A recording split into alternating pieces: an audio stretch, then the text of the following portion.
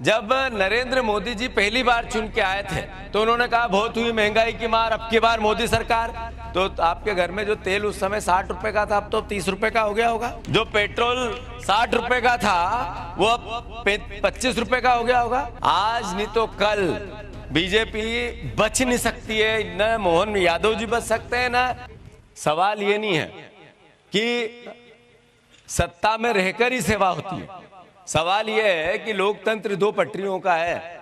एक को सत्ता में रहकर सेवा का धर्म निभाना पड़ता है, एक को विपक्ष में रहकर सेवा का धर्म निभाना पड़ता है। तब विपक्ष की जिस पटरी का जनता ने हमें जनादेश दिया है उसका काम हमें पूरा करना चाहिए। जब नरेंद्र मोदी जी पहली बार चुन के आए थे तो उन्होंने कहा बहुत हुई महंगाई की मार, अब की बार मोदी सरकार। तो आपके घर में जो तेल उस समय 60 रुपए का था अब तो 30 रुपए का हो गया होगा। जो पेट्रोल 60 रुपए का था वो अब 25 रुपए का हो गया होगा। अरे कैसा देश है, पानी की बाटल अच्छी कंपनी की एयरपोर्ट पे खरीदो तो 120 रुपए, 100 रुपए।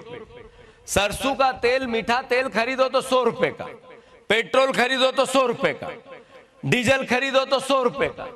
अरे सब भाव 100 रुपए। तो ये देश में इस तरह के वातावरण की हमें बात गांव गांव गली गली करना चाहिए या नहीं करना चाहिए? अरे मोदी जी ने कहा था किसानों की आय दुगनी कर दूंगा, अब तो गेहूं 3000 का बिकना मंडी क्या होगा? नहीं, मतलब ये मंडी में जो फसल जाती है, मंडी की जो सब्जियां जाती है डबल भाव की हो गई होगी। ये रासायनिक बेचने वाले लोग हैं, आधे भाव का हो गया होगा। अरे आपने कहा बहुत हुई, मैं दुगनी आय कर दूंगा, 10 साल में जो थी वो भी रह गई।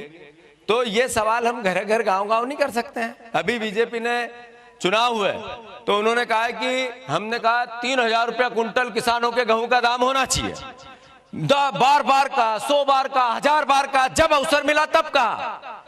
तो बहुत लोग सवाल उठाते थे, बीजेपी के भी उठाते थे कि ये जीतू पटवारी अकेला चिल्ला रहा है, राव के परिवार का आदमी ही अकेला चिल्ला रहा है, फिर असर नहीं होता उस बात में। तो फिर वो 2700 रुपए उनके घोषणा पत्र में क्यों करते? किया नहीं किया? अरे किया कि नहीं किया? तो कहने का अर्थ यह है कि जब हमारी भावना विपक्ष में रहकर अब भारतीय जनता पार्टी को 2700 रुपए देना पड़े, हम विपक्ष में थे, हम दूसरी पटरी पे काम कर रहे थे, पर हम किसानों के भले की बात कर रहे थे। और अल्टीमेटली आज नहीं तो कल बीजेपी बच नहीं सकती है, न मोहन यादव जी बच सकते हैं, न पूरी सरकार बच सकती है। हर हालत में देना पड़ेगा, छोड़ेंगे ही नहीं इनको। मैं किसान भाइयों से अनुरोध करना चाहता हूं, हमारा दायित्व है आपके हितों की रक्षा करना और हर हालत में करेंगे।